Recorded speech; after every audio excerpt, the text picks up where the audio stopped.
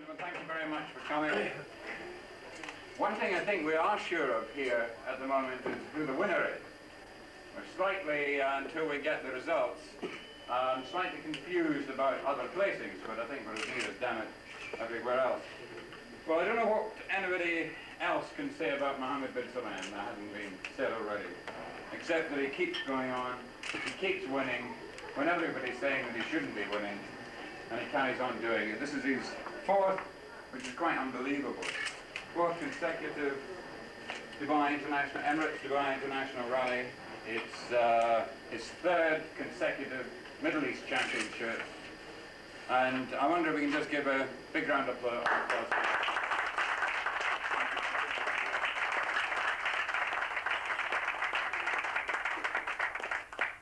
The one man who's helped him quite a long way down that very twisty road is Ronan Morgan. Now, I could say lots of things about Ronan Morgan, but I'll choose to stick to his driving abilities. Yes, please. Or his co-driving abilities. Or that's cool. Ronan's been one of these wandering Irishmen who goes around the world performing wonderful things wherever he goes. But particularly in the field of motorsport, he's driven with some of the best drivers in the world. And I think he's found an excellent driver in Mohammed bin Sulayem.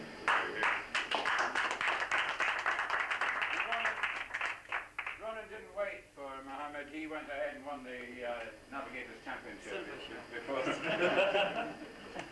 So then we've got, I don't know why I'm reading it really. Abbas al-Musawi. Abbas has been around the Middle East for a hell of a long time. And you know, one of the nice things about Abbas Musawi is you never know whether he's won or lost, because he's got the same smile on his face at the end of every rally. And I think that is one of the best things that could ever be said about a very true sportsman.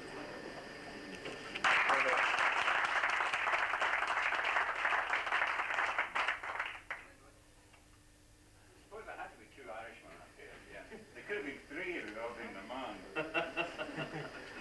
But, do we call you Tim? Tiger Riley. And I hear this is only your third rally and your second international. Yeah. Well, that must be a fairly good record to go into the books with that. Are you going to tell us about is any good? Yes, of course. With your questions, perhaps Mohammed can talk about this rather original rally. But Mohammed, you've been telling us for the last 2 days about the pain in the neck, and I suppose you must have gone now, you've won, surely. Yeah, sure. Don't worry, it will come after 2 days, I'll create again. Seriously, can you tell us about the difficulties that you had, or restrictions at all, because of the injury, or? Yes, it's just, you see, like this rally, I needed to be 100% fit. But I said I'll give it a try, I will gamble.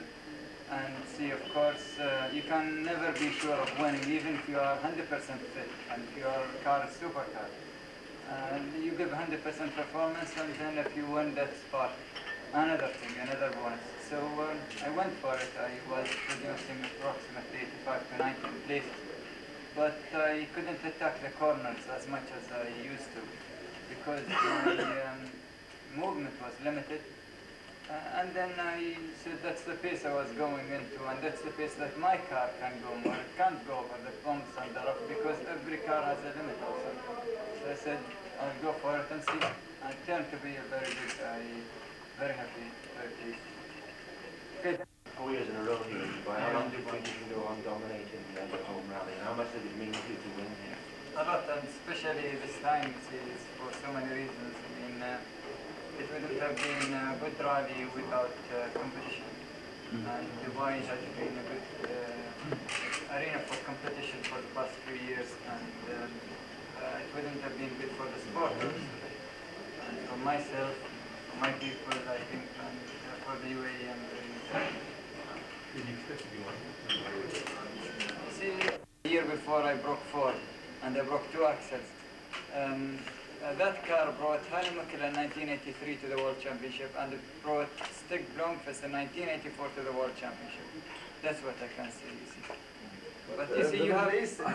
I know, but you have, you know, you don't go over the limit in a car. You see, you have to know the limits of the car also. So you use it. I mean, it has a lot of advantage over the Toyota. The traction power is superior, the traction is superior, and the power steering. I mean, if you look at my hands, they're all cut and blister. You see, that's also a handicap on the Toyota. But I know that their car is more reliable, the Toyota. So you have advantage in some places and disadvantage in the other. You cannot say I have the best car in overall. You can't have this. Stages, I mean, my God, I mean, we're struggling in gears just to come out of the sun. And to go second time through today was even much, much worse. I've actually had more success this time in a four-wheel drive vehicle than in a two-wheel drive vehicles of the past.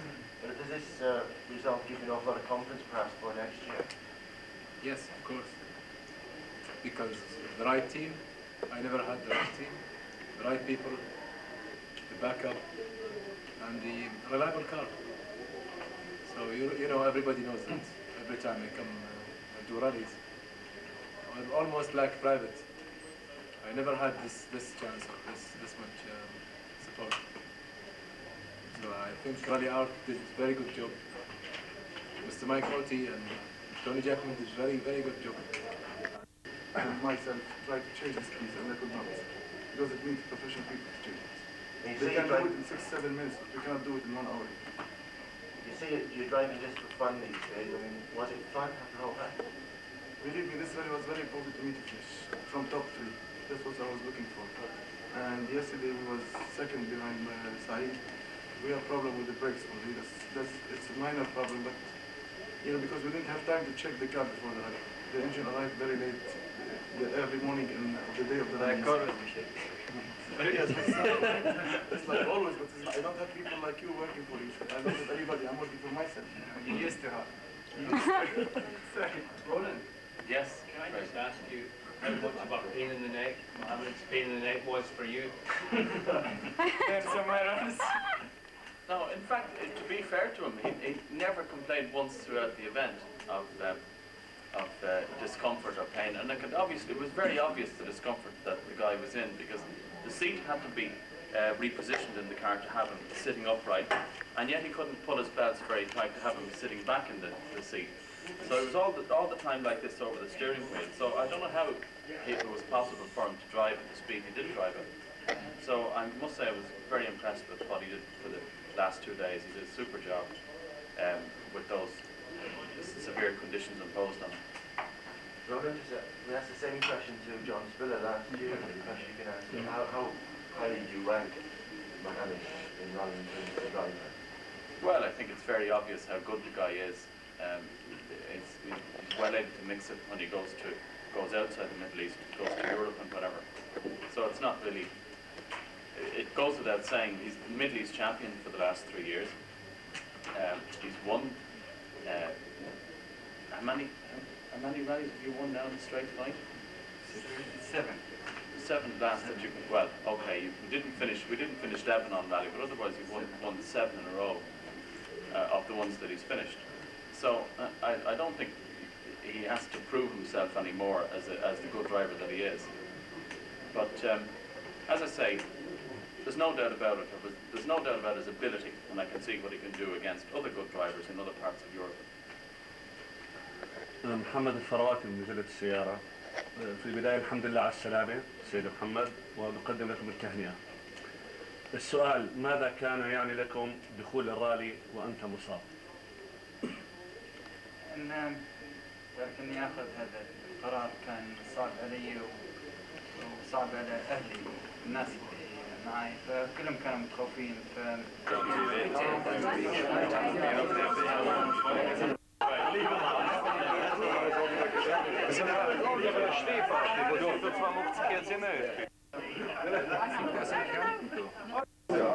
At least about 6-7.